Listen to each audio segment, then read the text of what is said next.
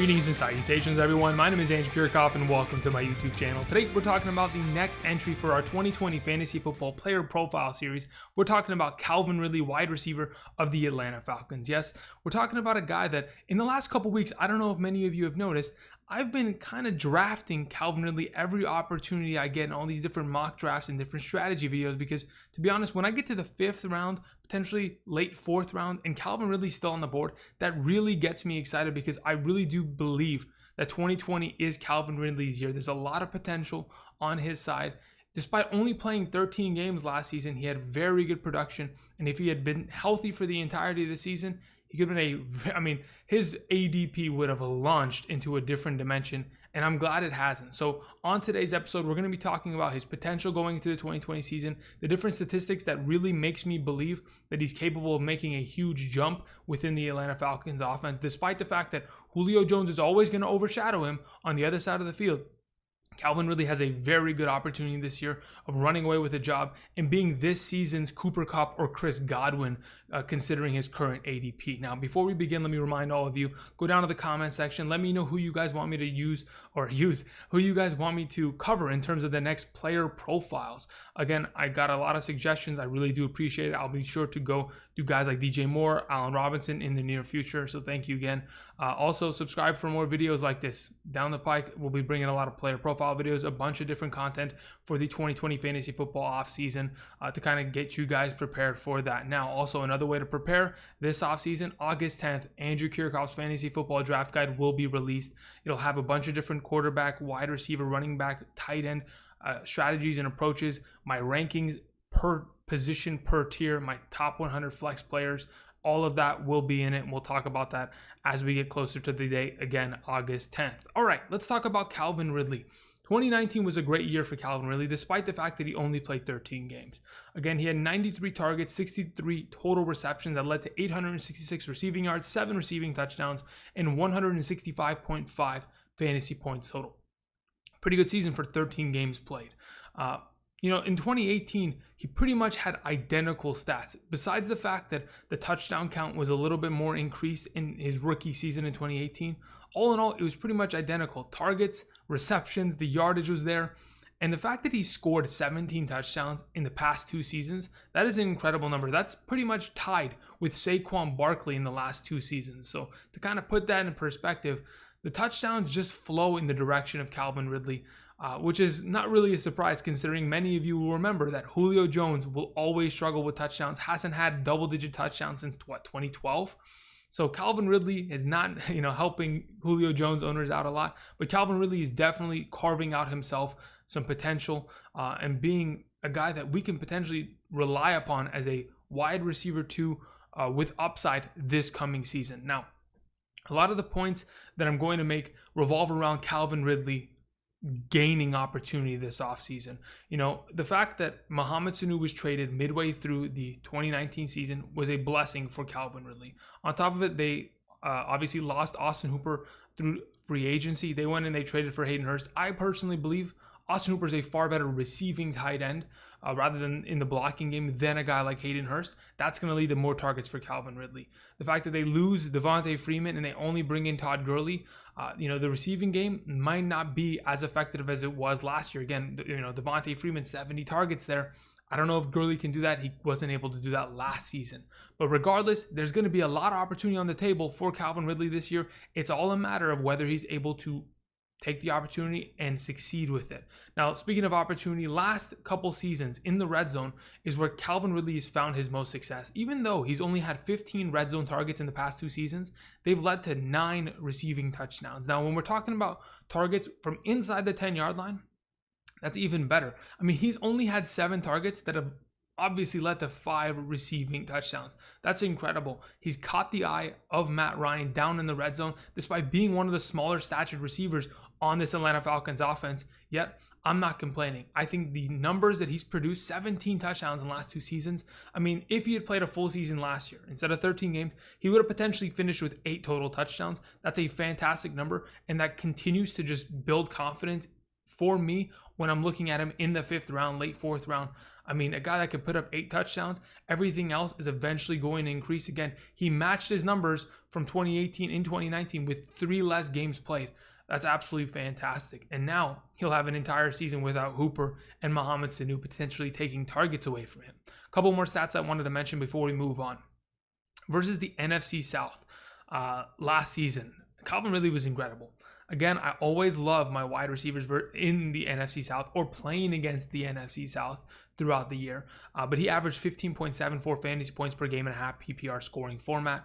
In the 8 games that Calvin Ridley in his career has surpassed 8 targets, he's averaged 20.65 fantasy points per game.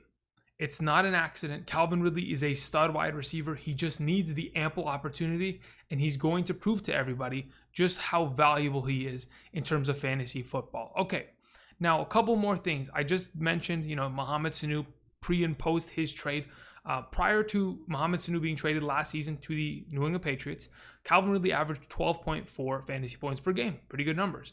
But after the trade, his total average increased from 12.4 to 14.95, nearly a 2.5 point increase per game in the last 6 games of the season, prior to then, getting injured and moving on. But again, 2.5 point increase over a 16-week basis. Those are huge numbers in terms of fantasy, and that's the numbers that we want to see Calvin Ridley improve upon to then potentially get more opportunity in this offense. On top of it, in the games where he produced without Mohamed Sanu and Austin Hooper last season, there was 3 separate occasions. He averaged 18.8 fantasy points in those games. Opportunities there, it's knocking. Hopefully, Calvin Ridley answers the door this year, because that's what we're hoping. All right, either way, he's one of the more talented wide receivers. Again, like I mentioned a little bit earlier, he's always going to be overshadowed by the fact that, Calvin Ridley has to play on the opposite side of the field of Julio Jones. Julio Jones, next to any wide receiver in the NFL, will always overshadow them because of his freak of nature, athleticism, ability, and the fact that he's going to, pretty much haul in 170 targets a year and produce on those targets. Despite all that, we're here to talk about Calvin Ridley and his potential opportunity and what he's done over the last couple seasons. Last year, he ran a total of 511 routes. He was targeted on 93 of those routes, leading to about an 18.2% target rate. Now, even though that number is not great and only 1.69 yards per route run, which tied for 43rd amongst all wide receivers, that's mainly because of the fact that this offense threw the ball way more than anybody else. The Atlanta Falcons threw the ball 683 times in combined between Matt Ryan and Matt Schaub. I mean, these guys just aired it out for the entire season. That's what the dirt cutter offense is built for. They want to pass the ball, and guys like Calvin Ridley can definitely act upon said opportunity and run away with a lot of targets come 2020. On top of it, he's not just a wide receiver that's going to cut you up in terms of route running. He is a deep ball receiver as well. When defenses have to respect the fact that Julio Jones is on the other side and they're going to double cover him, Calvin Ridley's always going to be faced against the second best corner of every defense. And when you play in the NFC South, the second best corner for these defenses just can't cut it, especially against Calvin Ridley's talent. Last season, he had 21 targets of 20 plus yards, deep targets down the field, which is 23rd most amongst all wide receivers. That led to 10 total receptions for 266 yards and 4 of his 7 touchdowns last year. Again, the deep ball threat of Calvin Ridley, often underrated, but a guy that can definitely get the job done in that portion of the field. Now, I've mentioned he had 93 total targets last year. Of those 93, 66 were deemed catchable, and he had 3 drop passes. So again, if in fact we potentially see his opportunity go up and Matt Ryan improve this coming season, Calvin Ridley's only going to get better, which is what I expect to see in the long run. In terms of things that he could improve upon, obviously the targets are out of his control, but yards after the catch is something that really stood out to me. Only 141 yards after the catch, only 4 avoided tackles. After he has caught the ball, he's going down. He's not really going to be able to make any plays unless he's running away because he has an extra step on the man on a deep pass. Outside of that, Calvin Ridley, so far, so good.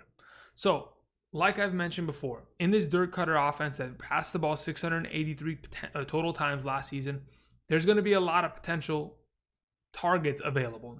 Austin Hooper's gone, that's 97. Mohamed Sanu gone, that's 42 available. The running back total targets, like we talked about with Todd Gurley yesterday, it's 108 total targets up for grabs. We could wash those away. Justin Gage last year, when Calvin Ridley went down, when Mohamed Sanu was traded, he got himself 74 targets. Even if we add up all these targets and we pass them off and we give them to Hurst and we give 170 to Julio and Gage gets his and the running backs get theirs, there is literally going to be 130, maybe 120 targets available for Calvin Ridley without a doubt in my mind. I mean, when I looked at his production in the weeks after Mohamed Sanu was traded, he was averaging numbers that were absolutely ridiculous. I mean, in the weeks that Mohamed Sanu was gone, Calvin Ridley had 49 targets, 34 receptions for 93 yards and 3 touchdowns in only 6 games. If you had pretty much averaged that out on a 16-week basis, that's 131 targets, 91 receptions for 1,300 yards and 8 receiving touchdowns. All in all, I really do believe that Calvin Ridley could potentially be this year's Chris Godwin. Could we potentially see the Atlanta Falcons have 2 wide receiver ones? It's not out of the realm of possibility. A lot of people think, 2 wide receiver ones, super rare. Sure it is. But in 2018, we saw that happen. Antonio Brown, Juju Smith-Schuster, and then we had Adam Thielen and Stephon Diggs. We've seen multiple pairs of wide receiver ones live in the same environment on the same team. Sure, Chris Godwin and Mike Evans are this year's lockdowns in terms of wide receiver one duo tandems, but why not Calvin Ridley? I really think there's a very good possibility that he can get the job done overall. Another statistic, like I was mentioning earlier, in terms of targets per game, he was averaging about 8.2 once the Mohamed Sanu situation pretty much proceeded. Those are great numbers. 8.2 targets per game, 131 on average. I love where he's sitting in terms of his draft stock. Wide receiver 20-ish, 19, 21. That's exactly where I want him. That's exactly where Chris Godwin was last year. I drafted him as much as I possibly could, and it all proceeded to be some of the best football we've seen until he was injured at the end of the season. Regardless, I'm very excited about Calvin Ridley's potential. I'm hoping you are as well. Let me know down below what you guys think about Calvin Ridley's potential going into the 2020 fantasy football season. Let me know if you guys have any other suggestions in terms of players I should cover in the player profile series. Until next time, thank you everybody for watching. I really do appreciate your continued support. Hopefully, the fantasy football season, it will get here with no strings attached, and we'll have a beautiful season on hand. Thank you everybody for watching, and until next time, I'll see you guys. Peace.